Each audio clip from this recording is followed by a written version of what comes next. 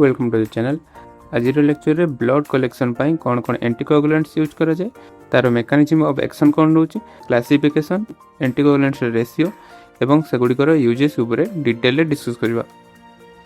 Anticoagulants are the chemical substances that added to blood in vitro to prevent clotting or coagulating. Anticoagulant होची एमिति एक substance जोटा कि blood संगरे proper ratio रे मिसा जाए, जहा द्वारा कि ताहा ब्लड को कोआगुलेशन और क्लॉट होवा को दिए नहीं। ताहा मेनली दुई प्रकार मेकानिज्म रे काम करे। प्रथम आछि रिमूविंग और बाइंडिंग द कैल्शियम आयन, जोटा कि क्लॉटिंग फैक्टर 4 कैल्शियम रोजी ताकू से बाइंड कर दिए और चिलेट कर दिए, जहा फल कि कोआगुलेशन पाथवेटा बंद हो जाए। सेकंड आछि इनहिबिटिंग द थ्रोम्बिन, जोटा कि नेचुरल एंटीकोगुलेंट हेपारिन एवं वारफारिन करिथाय एवं अदर जो सब एंटीकोगुलेंट रोची ताहार एक्शन होची बाय बाइंडिंग और रिमूविंग द कैल्शियम आयन।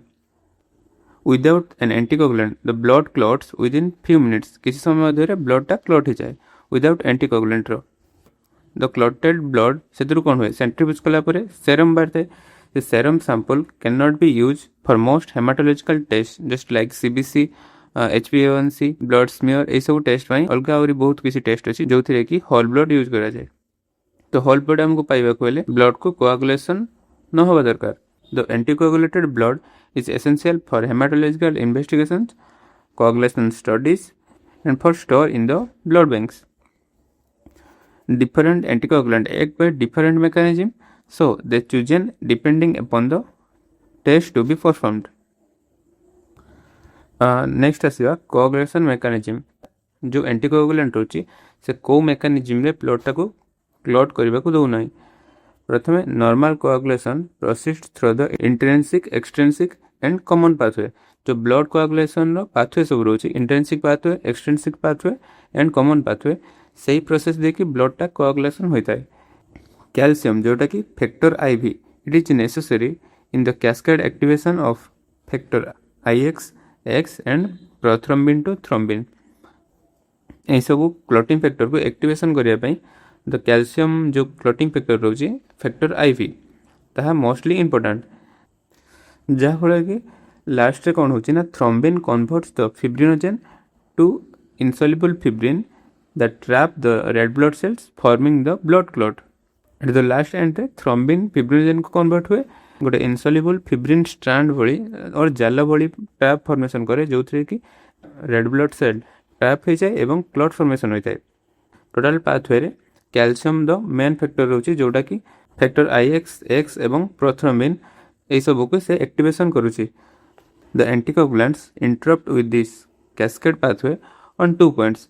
दुई जगह रे काम करे। प्रथम तो हमर जो चिलेटिंग कैल्शियम चिलेटिंग एंटीकोगुलेंट अछि ताहा रिमूव करे the calcium ion, so the pathway stops. जोटा कि EDTA, citrate, oxalate, artificial anticoagulant जोड़े सब रोची ताहा सब एही मेकानिज्म रे काम करे, जोटा कि बाय कैल्शियम चिलेशन। एवं द नेचुरल एंटीकोगुलेंट जोटा रोची तार मेकानिज्म ऑफ एक्शन होची by direct inhibiting the thrombin. जो पाथवेटा ब्लड कोआगुलेशन पाइथिला ताहा स्टॉप हो जाए। नेक्स्ट आसीबा properties of an ideal anticoagulant. Ideal anticoagulant रो कोन कोन प्रॉपर्टीज रहबा दरकार। It should prevent coagulation completely at the correct concentration, not alter the size, shape and morphology of red blood cell.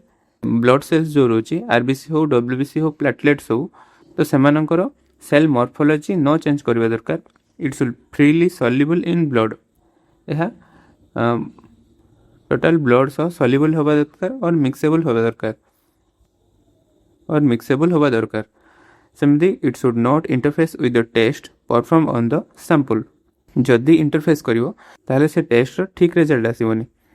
It should be non toxic, cheap, easily available and stable on storage. ए सब ideal anticoagulant properties रोजे। Okay, next classification को बढ़िबा आगु channel को नुआ visit करथिले subscribe करी bell icon T को प्रेस करो, जेमति नेक्स्ट लेक्चर मिस न हो। आमे फास्ट तो दुई प्रकार एंटीकोगुलेंट देखले। प्रथम आछि कैल्शियम चिलेटर एवं सेकंड आछि नॉन कैल्शियम चिलेटर। कैल्शियम चिलेटर एक्शन होची फैक्टर IP, जोटा कि कैल्शियम को से बाइंड करी रखी दिए और चिलेशन कर दिए, जहाँ फल कि कोआगुलेशन पाथवे स्टॉप हो जाए। सेमिति नॉन कैल्शियम चिलेटर एक्शन होची इट इनहिबिट द थ्रोम्बिन, जहाँ फल कि क्लॉटिंग पाथवेटा बंद हो जाए। କ୍ୟାଲସିୟମ ଚିଲେଟର ଆଣ୍ଟିକୋଗୁଲାଣ୍ଟ ମଧ୍ୟରେ ଯାଉଛି EDTA, ଯେଉଁଟାକି ଇଥାଇଲିନ୍ ଡାଇଆମିନ୍ ଟେଟ୍ରା ଏସିଟିକ୍ ଏସିଡ୍। ଏହାର ଫୁଲ୍ ଫର୍ମ ପ୍ରାୟତଃ ଏକ୍ଜାମ୍ରେ ପଡ଼େ। Sodium citrate. Next oxalate. Oxalate ମଧ୍ୟରେ 3ଟି ଆସୁଛି, ଏମୋନିୟମ ଅକ୍ଜାଲେଟ୍, ପୋଟାସିୟମ ଅକ୍ଜାଲେଟ୍ ଏବଂ ଡବଲ ଅକ୍ଜାଲେଟ୍। ସେମିତି ନ୍ୟାଚୁରାଲ ଆଣ୍ଟିକୋଗୁଲାଣ୍ଟ ମଧ୍ୟରେ ଆସୁଛି ହେପାରିନ୍ ଆଣ୍ଡ ୱାରଫାରିନ୍। ଏଇ ତ ଗଲା ଆମର ବ୍ଲଡ଼ ଟେଷ୍ଟ ପାଇଁ ଯେଉଁ ଭାଇଲରେ ବ୍ଲଡ଼ କଲେକ୍ସନ୍ କରୁଛେ ସେଇ ସବୁ ଆଣ୍ଟିକୋଗୁଲାଣ୍ଟ। ବ୍ଲଡ଼ ବ୍ୟାଙ୍କରେ ଯେଉଁ ଆଣ୍ଟିକୋଗୁଲାଣ୍ଟ ରହୁଛି ମାନେ ବ୍ଲଡ଼କୁ ଷ୍ଟୋରେଜ୍ କରିବା ପାଇଁ, ତାର ଏକ୍ଜାମ୍ପଲ୍ ଆସୁଛି ଏସିଡି, CPD, CPDA, ଶାଗମ୍। ୟା ଉପରେ ମଧ୍ୟ ନେକ୍ସଟ ଡିସ୍କସ୍ କରିବା। ଓକେ, ନେକ୍ସଟ 1 by 1 ଡିସ୍କସ୍ କରିବା। ପ୍ରଥମେ ଆସିବା EDTA। EDTAର ଫୁଲ୍ ଫର୍ମ ଅଛି ଇଥାଇଲିନ୍ ଡାଇଆମିନ୍ ଟେଟ୍ରା ଏସିଟିକ୍ ଏସିଡ୍। ଏହା ମେନଲି ଦୁଇ ପ୍ରକାର ପ୍ରୋଭାଇଡ଼ ହୋଇଥାଏ।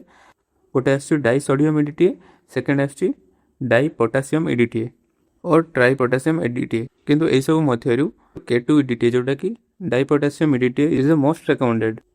मेकानिज्म ऑफ एक्शन रोची कैल्शियम चिलेशन, जहाँ फल कि यह कैल्शियम EDTA कॉम्प्लेक्स फॉर्मेशन करे एवं ब्लड को कोआगुलेशन होगा पाई दिए नहीं। तर कंसंट्रेशन रोची 1.2 ରୁ 2.0 मिलीग्राम EDTA पर ml ऑफ ब्लड, जोटा कि लेवेंडर और पर्पल टॉप ट्यूब रे व्यवहार करा जाए। यह mostly CBC, haemoglobin, packed cell volume, cell count, peripheral smear examination यही सब टेस्ट पे व्यवहार करा जाए। एडवांटेजेस रोची excellent preservation of RBC, WBC cells morphology एवं तार डिसएडवांटेजेस रोची अनस्टेबल फॉर कोआगुलेशन स्टडीज, या कोआगुलेशन स्टडी पे व्यवहार करी हेबो नाही। Excess EDTA can cause cell shrinkage, also pseudo thrombocytopenia means platelet clumping और प्लेटलेट एग्रीगेशन। नेक्स्ट डिस्कस करिबा सोडियम साइट्रेट। यार कंपोजिशन होची 3.2 सोडियम साइट्रेट और 3.8 सोडियम साइट्रेट। 3.2 सोडियम साइट्रेट व्यवहार करा जाए जो स्काई टॉप ट्यूब रे, जोटा का में PTNA टेस्ट और एपिटिटी टेस्ट करा जाए।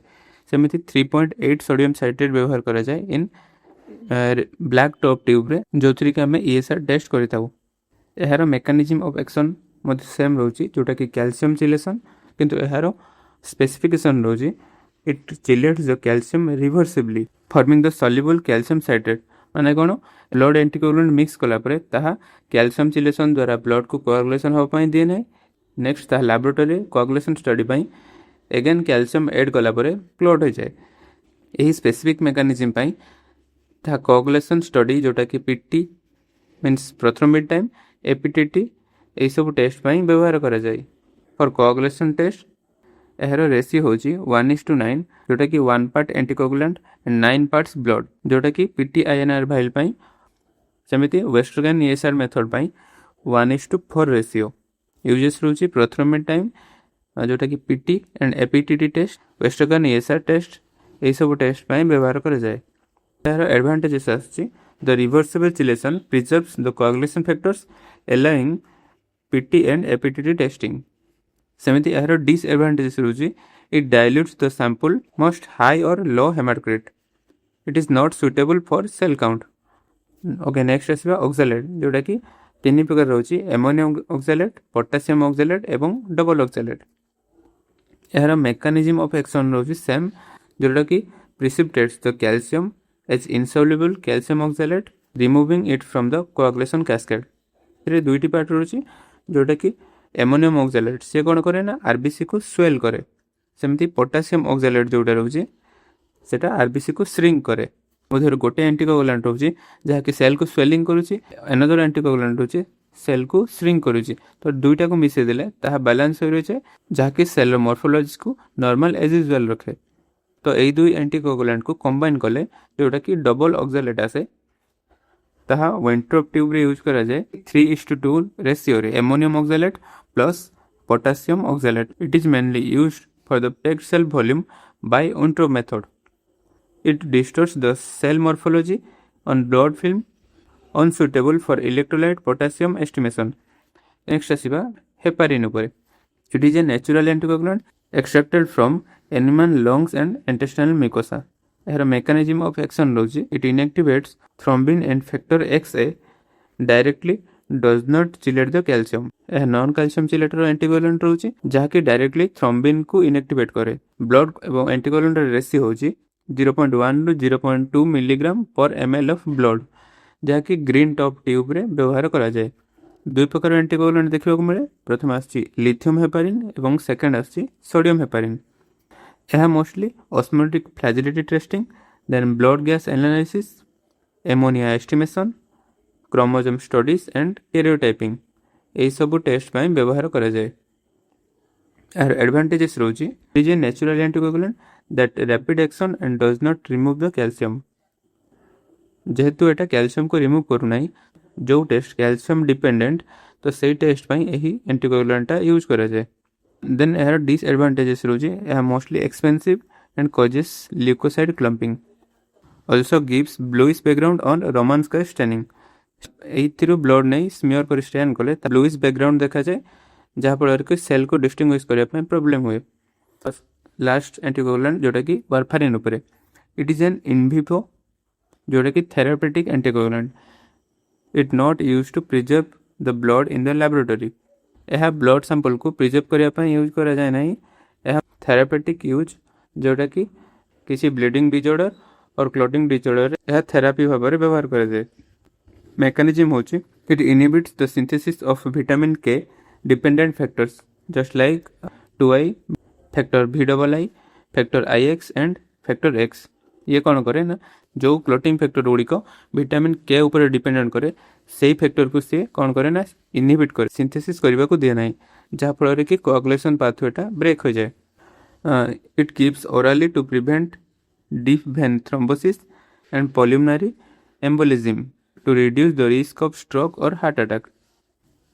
Okay, the last one as well, the anticoagulants used in blood bank. The blood bank anticoagulants double as preservative solution. They must keep donor blood with liquid and viable for the transfusion. माने कौन ना blood bank रे जो anticoagulant रहे ताहार दीटा action रहे। प्रथम तो ब्लड को कोआगुलेशन होगा दिए ना और ब्लड को क्लॉट होगा दिए ना, एवं सेकेंड रोची से ब्लडटा आउ जन को दे हम जमी भायबल कंडीशन रहा मेंटेन करने हुए। किंतु ब्लड टेस्ट पर जो ब्लडटा दि जाऊँगी तो से ओनली से ब्लड को कोआगुलेशन होगा दिए ना। एथिरे मेनली 4 प्रकार एंटीकोगुलेंट रही है। प्रथम आसुछि acid, acid citrate dextrose. Citrate रो काम होची चिलेट्स द कैल्शियम, डेक्सट्रोज होची एटीपी प्रोडक्शन करे और provide energy to the RBC metabolism. ACD पाई ब्लड बैग थाए, तार सेल्फ लाइफ रोची 21 डेज। ब्लड डोनेट कले यही बैग रे स्टोरेज कले ताहा 21 डेज पर्यंत रही थाए। सेमिति सीपीडी बैग जो रोची, C means citrate, P means phosphate and D means dextrose. Phosphate है पीएच मेंटेन करे, साइट्रेट एंटीकोगुलेंट भाव में काम करे, डेक्सट्रोज होची एटीपी प्रोडक्शन करे और आरबीसी सर्वाइवल पाई एनर्जी प्रोडक्शन करे। यार मध्य सेल्फ लाइफ होची 21 डेज। नेक्स्ट CPDA1, यार फुल फॉर्म होची citrate phosphate dextrose adenine. Citrate है तार एंटीकोगुलेंट भाव में काम कला, फॉस्फेट पीएच मेंटेन कला, adenine allows the RBC to resynthesize ATP. RBC को एगेन एटीपी को एगेन रीसिंथेसाइज करने हेल्प करे, जहाँफल कि जो 21 दिन ब्लड रोला ताहा एक्सटेंड हो 35 डेज पर्यंत जाए। Next Sagam, jar full form होची saline adenine glucose mannitol. It is an additive solution used after the plasma citrate removal to extend the red cell storage further. जार सेल्फ लाइफ 35 डेज रोची ताकू बढ़ाई 42 days पर्यंत जाए। Okay, ये आमर complete होची टोटल ब्लड एंटीकोगुलेंट। लेक्चर एवं नोट्स वैल्यूएबल थिले लाइक एवं शेयर करो, सब्सक्राइब कर बेल आइकन टी को प्रेस करो जमती नेक्स्ट लेक्चर मिस ना हो। Thanks for watching.